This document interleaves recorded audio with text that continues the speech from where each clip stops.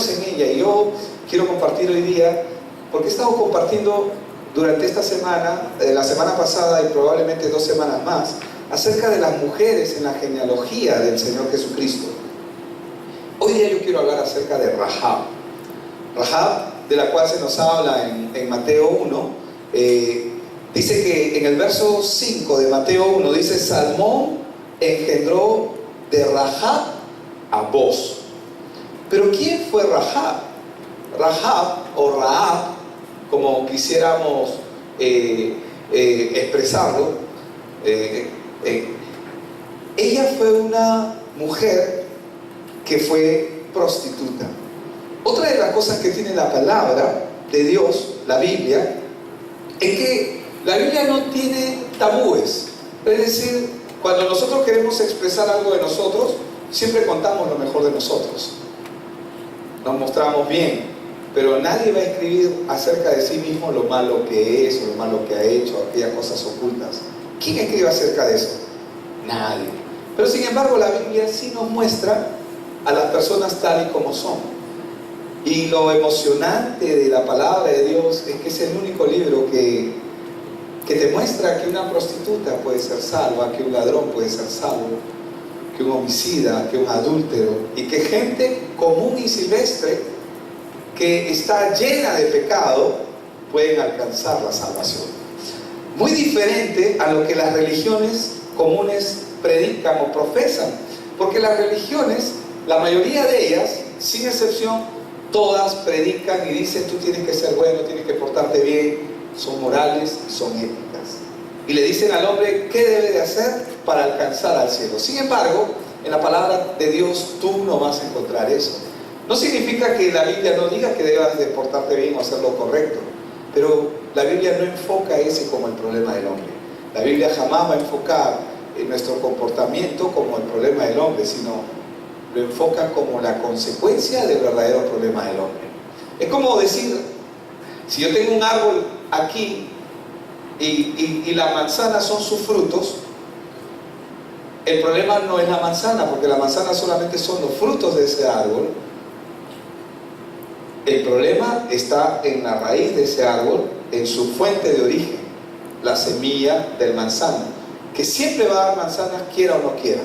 ¿Cuánta gente trata de hacer lo bueno, trata de hacer las cosas correctamente y fracasa en el camino? ¿Por qué fracasan? Porque lo hacen en sus fuerzas. Esa es la razón por la que existe el Evangelio. El Evangelio existe porque el hombre por sí mismo no puede alcanzar a Dios. El hombre está imposibilitado, está negado al cielo. ¿Por qué? Porque no hay nada que el hombre pueda hacer. Me gusta ponerlo de una manera práctica, con ejemplos prácticos. Digamos que usted nace hoy día, o una persona que nace hoy día en la maternidad de Lima, y esa persona nace con una deuda de 50 mil millones de dólares. No estoy hablando de la deuda externa. Esa persona nace con una deuda de 50 mil millones de dólares. ¡Wow! Eso es un montón de dinero. Imagínate que esa persona trata de pagar su cuenta por sí misma. ¿Y qué hace? Se pone a trabajar, hace negocios, y al cabo de un año logra 1 millón y dice: wow, voy a depositar $1 millón a la cuenta que debo. Pero si nosotros fuéramos generosos, si pusiéramos solamente el 1% al año de intereses sobre 50 mil millones, ¿cuántos millones serían? ¿Cuántos? De 50 mil, ¿cuánto es el 1%? ¿Cuánto? 500. Él deposita 1 millón, pero sigue debiendo solo en intereses 499 millones. La pregunta que podríamos hacer aquí: ¿cuándo pagará su deuda? ¿Podrá pagarla? Nunca.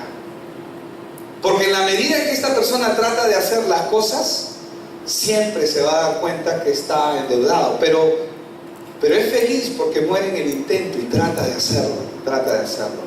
Pero ¿qué ocurre si a esa misma persona que nace con esa deuda y se esfuerza por hacer las cosas correctas, viene y le presenta a alguien? Se le presenta al perdonador de deudas. y le dice: mira, te quiero presentar este hombre que perdona las deudas. Y agarra y se contacta con él, y efectivamente le perdona la deuda.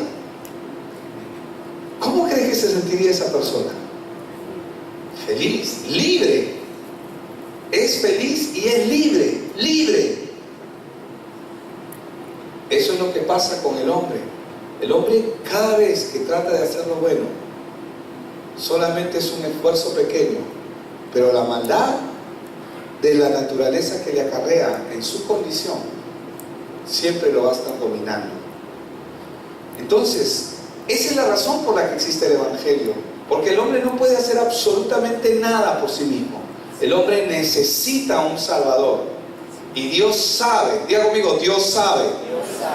Dios sabe y conoce la condición del hombre, y como Él sabe que el hombre por su propia cuenta no puede hacer absolutamente nada, esa es la razón por la que vino un Salvador. Porque les voy a decir algo: si el hombre pudiera hacer algo, entonces no necesitaría un Salvador. Pero justamente porque Él no puede hacer absolutamente nada por sí mismo, esa es la razón por la cual Él necesita un Salvador. Y esa es la razón de la existencia del Evangelio. La palabra de Dios, que es la Biblia, es el único libro que le dice al hombre cuál es su condición. Pero el hombre ignora esa realidad. ¿Y por qué la ignora? Eclesiastés 3:11 es un libro que nos enseña y nos muestra que el hombre no ha alcanzado a entender la obra que Dios ha hecho desde el inicio. Eclesiastés 3:11 nos enseña y nos dice: todo lo hizo hermoso en su tiempo, hablando Dios, y ha puesto eternidad, dice, en el corazón de ellos, pero sin que alcance el hombre, dice, a entender la obra que Dios ha hecho desde el inicio. Una persona no se siente culpable o no se siente que está arruinada, sino cuando comienza a experimentar la ruina. Solamente la miseria, un problema trágico, un problema que lo va a confrontar consigo mismo y lo va a hacer reflexionar, es lo único que va a generar en la persona en que se dé cuenta cuál es su condición. El hombre nace en este mundo y está condenado al fracaso. Hay caminos, dice la palabra, que a los ojos de los hombres parecen buenos, pero su final es camino de muerte. ¿Qué significa eso? Que no importa lo que el hombre haga, siempre su final va a ser camino de muerte. Y esa es la razón por la que vino Jesús. Ahora, este Dios del que estoy hablando, que ama al hombre con todo, y todo lo que ha hecho, como hemos leído en la Biblia, todo lo hizo hermoso en su tiempo, lo hizo justamente para que el hombre disfrute de ello. Este hombre, este Dios se hizo hombre, pero este Dios del cual les estoy hablando se dio a conocer, y se ha dado a conocer a través de la historia, vez tras vez. Por eso que cuando el Señor Jesucristo dijo: escudriñad las Escrituras porque en ellas os parece que tenéis la vida eterna, y tienen razón, en ella está la vida eterna. Estoy parafraseando lo que Juan 5:39 dice, pero ahí no está la vida eterna. ¿Por qué? ¿Qué le dice? Ellas dan testimonio de mí. Y yo quiero que usted vea cómo la Biblia, vez tras vez, siempre nos va a hablar del Salvador, siempre nos va a hablar de Cristo. Entonces, vemos en el libro de la genealogía del Señor Jesucristo, en Mateo 1, verso 5, que Salmón engendró, dice, a Rahab. Engendró de Rahab a Boz. ¿Esto qué significa? Significa que Rahab se casó con Salmón.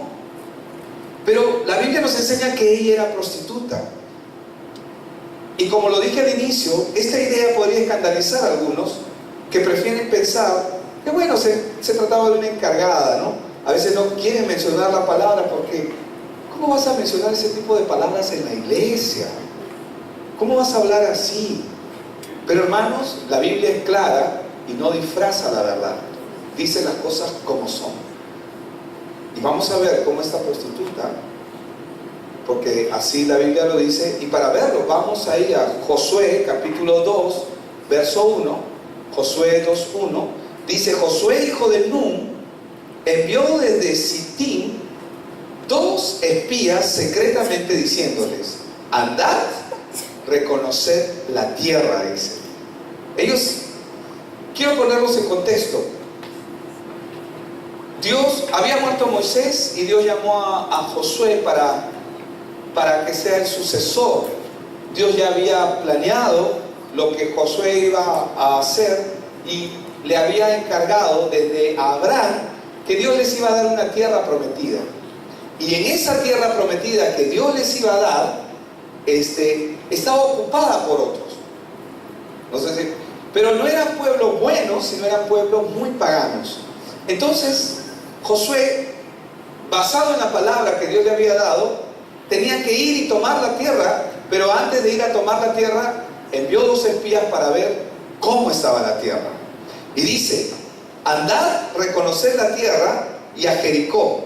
Y ellos fueron y entraron en casa de una ramera que se llamaba Rahab y posaron ahí.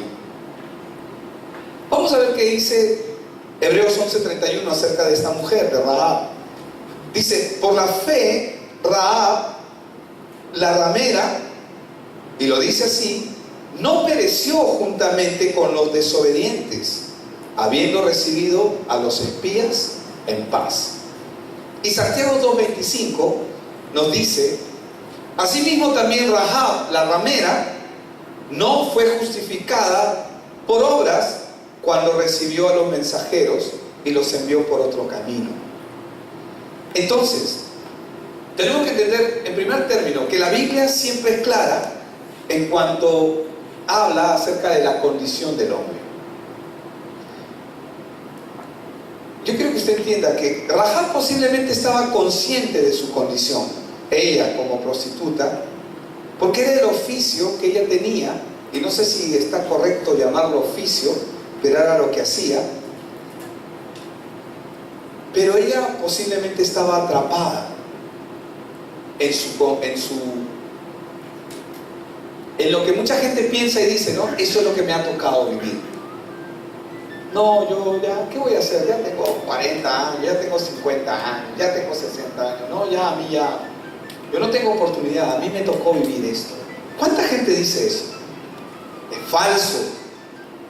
Tú no has nacido para vivir eso. Eso es lo que el sistema ha grabado en tu vida o en la vida de esa persona, o graba en la vida del hombre, para que el hombre no vea la verdad. Entonces, cuando nosotros vemos Romanos 2, 14 y 15, dice, por ejemplo: porque cuando los gentiles que no tienen ley hacen por naturaleza lo que es de la ley, estos, aunque no tengan ley, dice, son ley para sí mismos. ¿Qué significa esto? Que cada uno, cuando hace algo malo, sabe que lo que está haciendo es malo. ¿Cuántos saben la primera vez que robaron? ¿Cuántos se acuerdan de la primera vez que hicieron algo malo? Todos nos acordamos, ¿verdad? Verso 15: mostrando la obra de la ley escrita, ¿en dónde? En nuestros corazones. Escrita en sus corazones, dice. Dando testimonio. ¿Quién da testimonio? ¿Dios? ¿Los demás? Porque hay pecados que no se ven, hay pecados que no son conocidos, pero ¿quién da testimonio? La conciencia. Nuestra conciencia da testimonio de lo que somos. Y acusándoles o defendiéndoles sus razonamientos. Entonces, ¿qué significa esto? Que cada persona es consciente de su condición y de su situación. Es muy probable que esta mujer estaba atrapada, porque algunos teólogos dicen de que ella era prostituta por causa de que era una ramera al servicio de una diosa que tenían en Jericó, que era la diosa de Astarte. Como fuera el caso, hermanos, Israel, Dios le había dado una palabra: ve y toma la tierra por heredad. Y ellos estaban determinados a hacer lo que Dios les había enviado. Entonces, Israel estaba determinada a tomar Jericó. ¿Por qué? Porque era parte del plan de Dios. Porque era un hecho. Por eso Josué es que envía a 2 espías a explorar la tierra. Quiero que me acompañen y voy a leer el libro de Josué, el capítulo 2, para poder entenderlo con una claridad, todo esto que les estoy hablando. Voy a leer desde el 1 en adelante, capítulo 2 de Josué. Josué, hijo de Nun, envió desde Sitín 2 espías secretamente, diciéndoles: andad, reconoced la tierra y a Jericó. Ya le dije quién fue Josué, el sucesor de Moisés. Y ellos fueron y entraron en casa de una ramera que se llamaba Rahab, y posaron allí. Y fue dado aviso al rey de Jericó, diciendo: he aquí que hombres de los hijos de Israel han venido aquí esta noche para espiar la tierra. Esta gente sabía, los de Jericó sabían, porque los vieron. Entonces el rey de Jericó envió a decir a Rahab: saca a los hombres que han venido a ti y han entrado a tu casa, porque han venido para espiar toda la tierra. Pero la mujer había tomado a los 2 hombres y los había escondido, y dijo: es verdad que unos hombres vinieron a mí, pero no supe de dónde eran. Y cuando se iba a cerrar la puerta, siendo ya oscuro, esos hombres se salieron, y no sé a dónde han ido. Seguidlos a prisas y los alcanzaréis. Mas ella, dice la palabra, los había hecho subir al terrado y los había escondido entre los manojos de lino que tenía puestos en el terrado. Y los hombres fueron tras ellos por el camino del Jordán hasta los vados, y la puerta fue cerrada después que salieron los perseguidores. Verso 8. Antes que ellos se durmiesen, ella subió al terrado y les dijo, y observen, escuchen lo que ella les va a decir: sé, diga conmigo, sé. Dice: sé que Jehová os ha dado esta tierra. Qué poderoso. Esta mujer, viviendo en un pueblo pagano, tenía sus propios dioses. Pero ella dijo: sé que Jehová os ha dado esta tierra, porque el temor de vosotros ha caído sobre nosotros, y nosotros, los moradores del país, ya han desmayado por causa de vosotros, o de ustedes, ¿no? Porque hemos oído que Jehová hizo secar las aguas del mar Rojo delante de vosotros cuando saliste de Egipto, y lo que habéis hecho a los 2 reyes de los amorreos que estaban al otro lado del Jordán, y Sehón y a Og, a los cuales habéis destruido. Oyendo esto, ha desmayado nuestro corazón, ni ha quedado más aliento en hombre alguno por causa de vosotros, porque Jehová vuestro Dios es Dios arriba en los cielos y abajo en la tierra. Verso 12. Os ruego pues ahora que me juréis por Jehová, que como he hecho misericordia con ustedes, así las haréis ustedes con la casa de mi padre, de lo cual me daréis una señal segura, y que salvaréis la vida a mí, a mi padre y a mi madre, a mis hermanos y hermanas, y a todo lo que es suyo, y que libraréis nuestras vidas de la muerte. Ellos le respondieron: nuestra vida responderá por la vuestra, si no denunciáis este asunto nuestro, y cuando Jehová nos haya dado la tierra, nosotros haremos contigo misericordia y verdad. Entonces ella los hizo descender con una cuerda por la ventana, porque su casa estaba en el muro de la ciudad y ella vivía en el muro, y les dijo: marchaos al monte para que los que fueron tras vosotros no se encuentren, y estad escondidos allí 3 días hasta que los que os siguen hayan vuelto, y después oiréis por vuestro camino. Y ellos dijeron: nosotros quedaremos libres de este juramento con que nos has juramentado. He aquí, cuando nosotros entremos a la tierra, tú atarás este cordón de grana en la ventana por la cual nos descolgaste, y reunirás en tu casa a tu padre y a tu madre y a tus hermanos y a toda la familia de tu padre. Cualquiera que saliere fuera de las puertas de tu casa, su sangre será sobre su cabeza. Es decir, cada uno es culpable por sí mismo, por haber salido de la casa, y nosotros sin culpa. Mas cualquiera que estuviere en la casa contigo, su sangre será sobre nuestra cabeza si mano le tocare. Y si tú denunciares nuestro asunto, nosotros quedaremos libres de este juramento con que nos has juramentado. Ella respondió: sea así como habéis dicho. Luego los despidió y se fueron. Y ella ató el cordón de grana a la ventana. Y caminando ellos llegaron al monte y estuvieron allí 3 días hasta que volvieron los que los perseguían. Y los que los persiguieron buscaron por todo el camino, pero no los hallaron. Entonces volvieron los 2 hombres, descendieron del monte y pasaron y vinieron a Josué, hijo de Nun, y le contaron todas las cosas que les había acontecido. Y dijeron a Josué: Jehová ha entregado toda la tierra en nuestras manos, y también todos los moradores del país desmayan, dice, delante de nosotros. Qué poderoso lo que estamos viendo acá. Hermanos, ¿quién era Jericó? Jericó era una de las ciudades más fuertes y fortificadas de Canaán, porque Canaán es la tierra prometida que Dios le iba a dar al pueblo de Israel. Era conocida como la ciudad de las palmeras. La historia nos cuenta que estaba protegida por murallas de 4.5 metros de alto. Eran murallas altas. Bueno, no eran tan altas, pero eran anchas y muy fuertes. Tan anchas eran que se podían construir casas encima de los muros. Entonces, todos los que vivieron dentro de los muros de Jericó, hermanos, todos murieron, porque Dios los iba a entregar. Ellos podían haber entrado a Jericó, en el caso del pueblo de Israel, y hubieran podido matar a todos, incluyendo a Rahab y a su familia, pero ni Rahab ni su familia, ninguno de ellos fueron tocados. La pregunta es, ¿por qué? ¿Por qué ellos no fueron tocados? ¿Acaso ella era diferente a los demás? Vamos a instruirnos un poquito más y vamos a ver que en este lugar, en Jericó, abundaban la violencia y abundaban todo tipo de actos degenerativos, es decir, actos degenerados como el incesto, el bestialismo y todo tipo de desviación.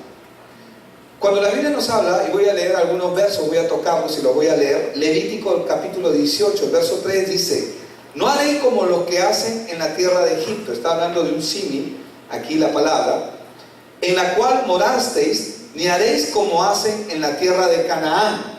Habla, Jericó es Canaán, a la cual yo los conduzco, dice, ni andaréis en sus estatutos. O sea, ustedes no van a hacer lo que ellos hacen. Es lo que Dios les está diciendo. Dice, en el verso 6 de Levítico 18, ningún varón se llegue a parienta próxima alguna para descubrir su desnudez. Es decir, no se mezclen con ellos. Es lo que está diciendo. El verso 21. Y no des hijo tuyo para ofrecerlo por fuego a Moloc. Moloc era uno de los dioses que tenía Jericó. ¿Y qué hacían ellos? Ellos sacrificaban niños pequeños, los entregaban a Moloc, lo ofrecían al dios, bueno, el dios con D chica, ¿no? Pero lo ofrecían a Moloc. Dice, y no des hijo tuyo para ofrecerlo por fuego a Moloc, no contamines así el nombre de tu Dios, yo Jehová. Verso 22, no te echarás con varón como con mujer, esa abominación. ¿Qué nos está diciendo? Había todo tipo de degeneración dentro de Jericó. Dice, ni con animal tendrás ayuntamiento amancillándote con él, ni mujer alguna se pondrá delante del animal para ayuntarse con él. Eso es perversión, dice. Verso 24, en ninguna de estas cosas os amancillaréis, pues en todas estas cosas se han corrompido las naciones que yo, dice el Señor, echo de delante de ti. ¿Qué es lo que ocurría con Jericó? Jericó era una ciudad pervertida, corrupta, como Sodoma y Gomorra, ¿de acuerdo?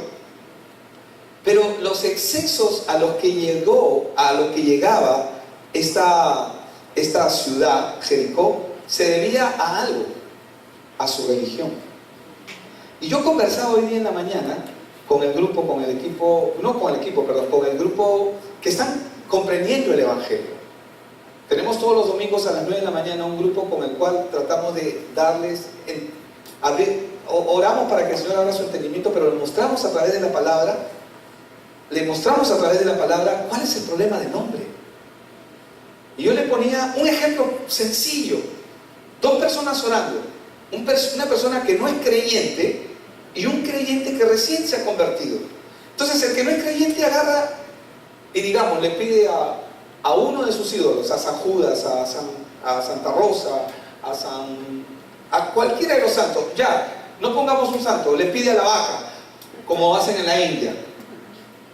Y yo les hago una pregunta: ¿por qué existen tantos ídolos en el mundo? ¿Se han dado cuenta por qué existen ídolos? ¿Saben por qué existen los ídolos? ¿Y por qué la gente los sigue y los adora? Porque dan respuesta.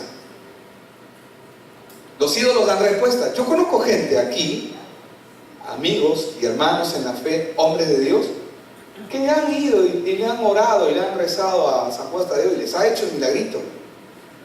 Y si tú te vas ahí, tú vas a encontrar candados, un montón de ofrendas que la gente hace porque les ha hecho el milagro. Ahora, 2 personas orando, recuerden el ejemplo, están conmigo, ¿verdad? 2 personas están orando. El que está orando, que no conoce a Dios, va a lo que cree que es Dios y recibe una respuesta. Digamos: ay, Señor, estoy enfermo, quiero sanarme. Y recibe la respuesta a su oración. ¿Qué es lo que va a generar esto en la vida de esa persona? Entre comillas. ¿Qué va a generar? Va a generar fe hacia eso, ¿verdad? Pero también va a ocurrir algo más.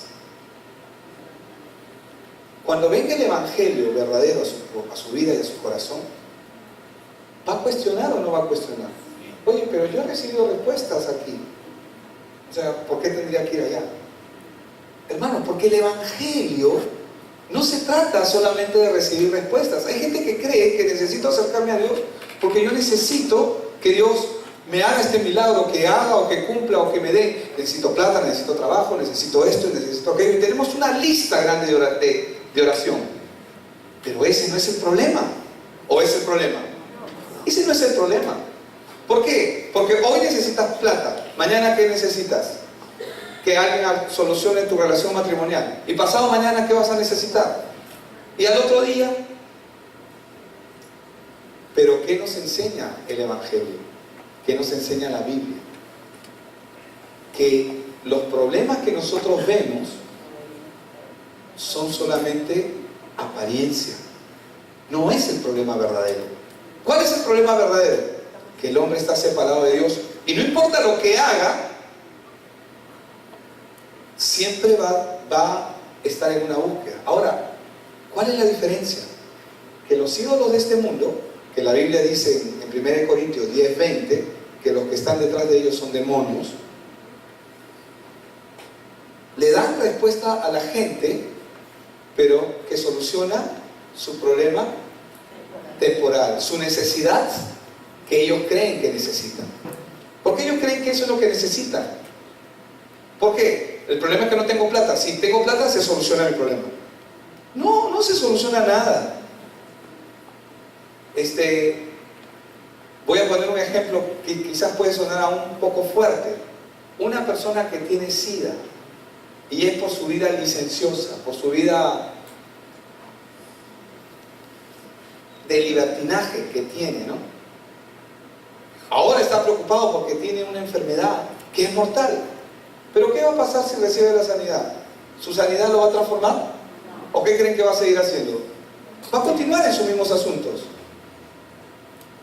Ese es el tipo de respuesta que dan los ídolos de este mundo, pero no son respuestas verdaderas, ojo, porque te da entre comillas una salida, pero te pasa la factura por otro lado. Entonces, el creyente que ora le dice: Señor, una persona que aún no tiene entendimiento, le dice: Señor, yo necesito esto, porque él cree que eso es lo que necesita. Alejandro a veces me dice: papá, no quiero ir al colegio. Ay, hijito, está bien, no vayas. Ay, qué lindo es mi papá, cómo me ama, cómo me quiere. Otro día voy a la tienda: papá, cómprame esto. Ay, ¿qué más quieres? Ay, le compro, y después está con un problema en el estómago. Ay, qué bueno es mi papá. Ay, ¿cómo le has comprado eso a tu hijo? ¿Qué te pasa? Le dice su mamá. Bueno, eso no pasa con ustedes, seguro me ha pasado a mí nomás. ¿Qué te pasa, no? Y, es que mi mamá es mala, mi papá es bueno. Porque creemos que lo que necesitamos es lo que va a solucionar nuestro problema. Pero ¿se soluciona nuestro problema? No se soluciona nada. ¿Qué es lo que hace diferente el Evangelio? Que cuando el creyente clama, como lo dice la Biblia en Jeremías 33:3, dice, clama a mí y yo te responderé. Dice, pero no dice que te va a responder conforme a lo que tú crees. Dios sí responde, hermanos, pero Él no responde conforme a tus planes. Él responde conforme a sus planes. ¿Por qué? Si mi hijo me pide algo, no. Ay, qué malo es mi papá. No, no lo necesitas. Vas a hacer esto y esto otro. ¿Por qué? Porque el padre sabe lo que el hijo necesita. ¿O no es así? Así es. El padre sabe lo que el hijo necesita. Entonces, clama a mí y yo te responderé. ¿Qué te voy a responder? ¿O qué te va a responder, perdón, el Señor? Te va a responder conforme a Él, no conforme a ti. Entonces, volvemos al ejemplo de los dos que están clamando. El creyente que es nuevo y que está entendiendo, y el otro que está con su ídolo, de barro, de papel, puede ser una vaca, una tortuga, lo que sea. Uno recibe las respuestas y el otro y da la impresión y parece que a este le va bien. Pero acá su final es camino de muerte, porque no soluciona verdaderamente su problema. Solamente es un paliativo, porque verdaderamente no hay respuesta en su oración. Solamente hay una respuesta aparente. En cambio, el que es creyente dice, pero Señor, yo no te pedí esto. Pero ¿cuántos saben que Él sabe qué es lo que necesitamos? Él sabe qué necesitamos. Entonces Dios nunca va a responder conforme a nosotros. ¿Por qué? Porque mis caminos no son tus caminos, mis pensamientos no son tus pensamientos, dice el Señor. Tan altos son los cielos de la tierra, así son mis pensamientos, distan de tus pensamientos. Así sus caminos distan de nuestros caminos. Entonces, ¿qué es lo que Dios va a hacer? Él va a responder siempre conforme a su voluntad. ¿Qué es lo que vio Rahab? ¿Qué es lo que ella vio? Ella lo estaba confesando, estaba diciendo, wow, o sea, nosotros estamos temerosos de ustedes, porque hemos visto que cómo Dios los sacó de Egipto, cómo Dios secó el mar rojo. Ellos habían escuchado. ¿Saben? Dios le dio la victoria a un pueblo esclavo contra la primera potencia del mundo de la época. Egipto era la primera potencia del mundo. Y el pueblo de Dios, Israel, cuando salió, claro, fue Dios, fue Jehová el que lo hizo, pero les dio la victoria sobre la nación más grande del mundo, un pueblo esclavo. ¿Por qué? Porque para que se dé a conocer que Él es Dios, que Él es el Señor. ¿Qué es lo que Dios quiere hacer? ¿Qué es lo que Dios está haciendo con esta mujer? Ella escuchó, pero ella no era diferente a los demás. Como les decía, algunos teólogos dicen, y ellos están pensando, ellos dicen que esta mujer probablemente era prostituta porque servía a la diosa Astarte. Ahorita les doy el nombre exacto. Astarte, sí, a la diosa Astarte, que todas las mujeres se prostituían porque eso era lo que ellos, o sea, era una corrupción terrible que había ahí. Moloch quería sacrificios de niños, pero ella escuchó de Jehová, escuchó del Dios de Israel, escuchó y se comenzó a informar. ¿Quién es este Dios tan poderoso? A tal punto que cuando se encuentra con los espías, prométeme por Jehová tu Dios. O sea, ¿dónde estaban sus dioses? ¿Dónde estaban sus dioses? Ninguno de ellos importaba, prométeme por tu Dios. Porque tengo familia, tengo padres, tengo hijos, tengo hermanos. Así como yo he hecho misericordia con ustedes, tú ten misericordia. ¿Y sobre quién prometieron ellos? Sobre el mismo Dios. ¿Por qué? Porque era gente que estaba conectada con el Evangelio. Hermanos, ella sabía que su pueblo iba a ser destruido totalmente. ¿Qué hizo ella? Se puso del lado de quien va a ganar. Ella apostó a ganador. O sea, ¿qué hago acá? O sea, acá estoy en pierde. ¿O no es así? Se puso del lado del ganador. O sea, dijo, no, yo no me voy a involucrar acá, porque acá estoy en pierde. Y le hizo prometer a ellos. Y ellos le dijeron, toma este cordón de grana y ponlo en la puerta de tu casa. Cualquiera que saliere no será nuestra culpa, porque morirá. Pero si se mantiene dentro de la casa, serán salvos, serán libres de todo lo que iba a ocurrir en ese momento. Entonces, vemos que esta era una nación pagana. ¿Por qué? Porque los templos fomentaban la prostitución ritualista, la adoración de los dioses demoníacos, como Baal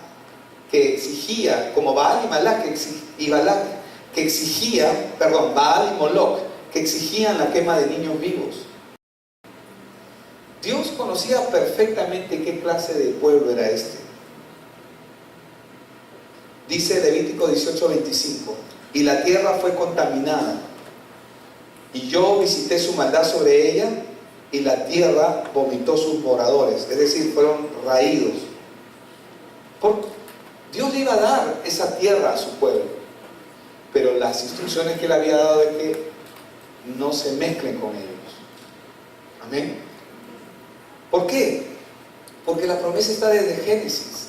¿Por qué desde Génesis?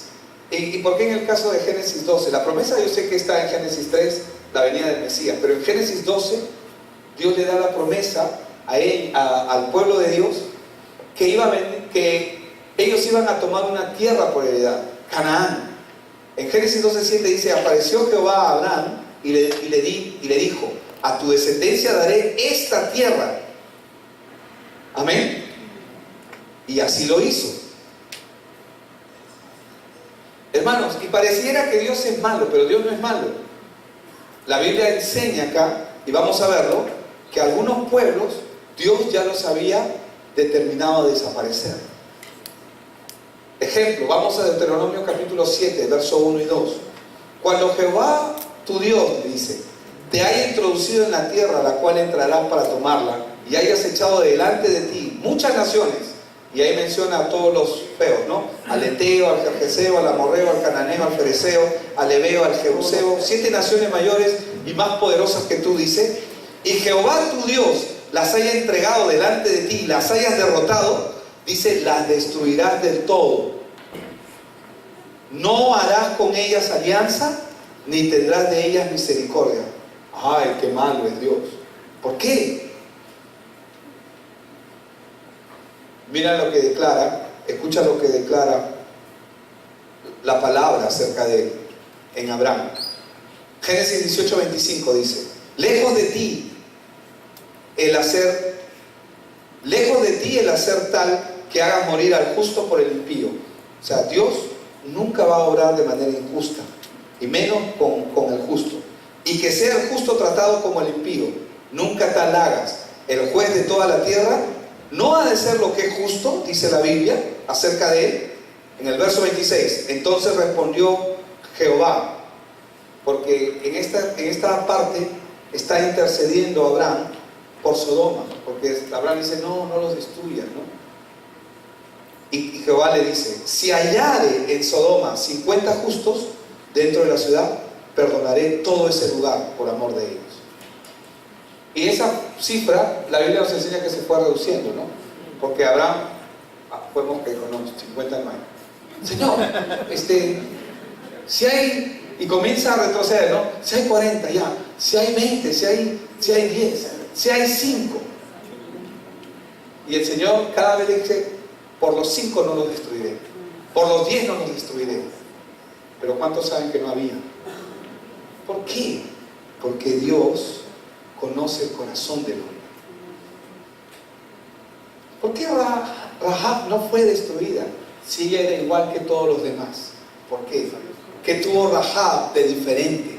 ¿Por qué ella no fue destruida si ella practicaba las mismas cosas que practicaban los demás? Y aquí vemos algo muy importante. Entonces, si Dios abomina todo lo que esto trae como consecuencia, la corrupción del hombre, el bestialismo, el que el hombre cometa todo tipo de perversidades sexuales, ¿por qué entonces, si ella era practicante de eso, por qué ella no fue destruida y los demás sí?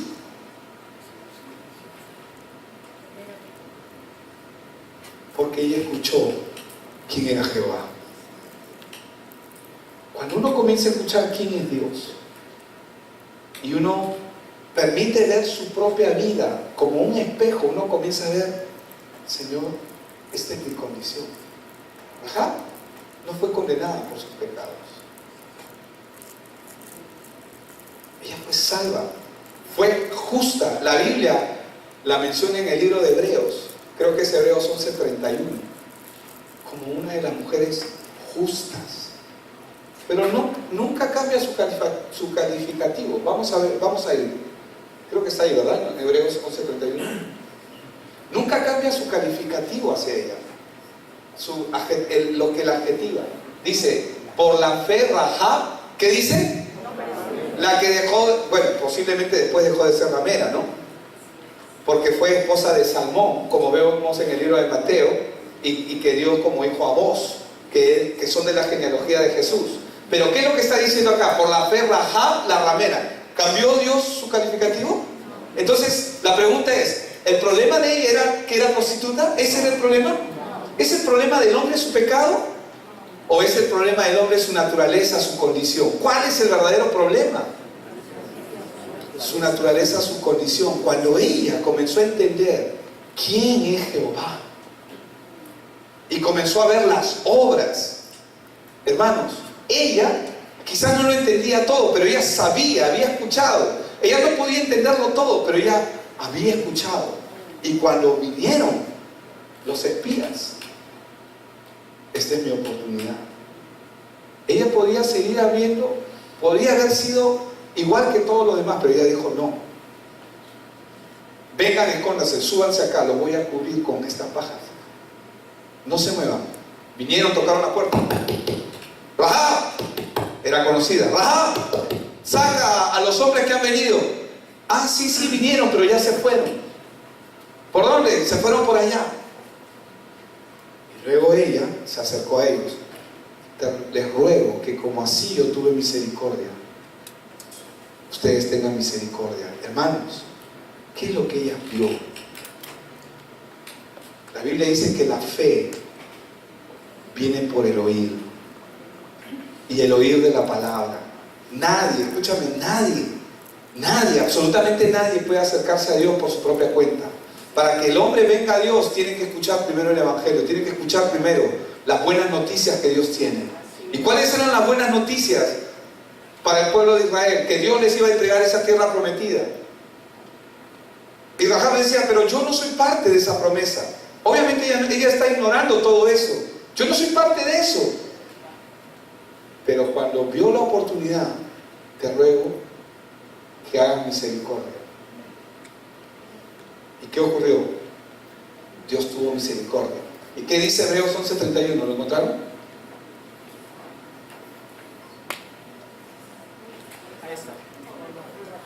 Dice, por la fe Rahab, la ramera, no pereció juntamente con los desobedientes, habiendo recibido a los espías en paz. ¿Pero qué dice? Por la fe. Es decir, ella creyó en él. ¿Creyó? ¿Qué creyó Rahab? Que el Dios de Israel, Jehová de los ejércitos, era mucho más poderoso y mucho más fuerte, que estaba por encima de sus dioses. ¿Acaso ella no servía a sus dioses? Por supuesto.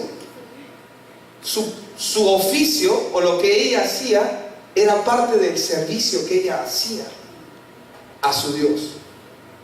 Pero ese es un Dios que la mantenía atada, que no la sacaba de su miseria, no la sacaba de su condición de atadura. Yo les he dicho, hermanos, los ídolos traen respuesta, pero tú tienes que tener la claridad en tu corazón. ¿Cuál es la diferencia entre el Evangelio de Jesucristo y todas las demás religiones? Que el Evangelio, no importa si eres una ramera, no importa si eres lo que sea. ¿Ese es el problema? Para que se entienda que la fe viene por el oír y el oír. Para que el hombre entienda que su salvación no está en lo que él puede hacer, sino que su salvación depende de alguien más grande. Cuando la gente comienza a escuchar este Evangelio, comienza a entenderlo en su corazón, dice: yo quiero eso, yo quiero lo que tú tienes. Por favor, permíteme conocer lo que tú tienes, cuéntame. Amén. Y fue lo que ocurrió con ella. Vamos a orar.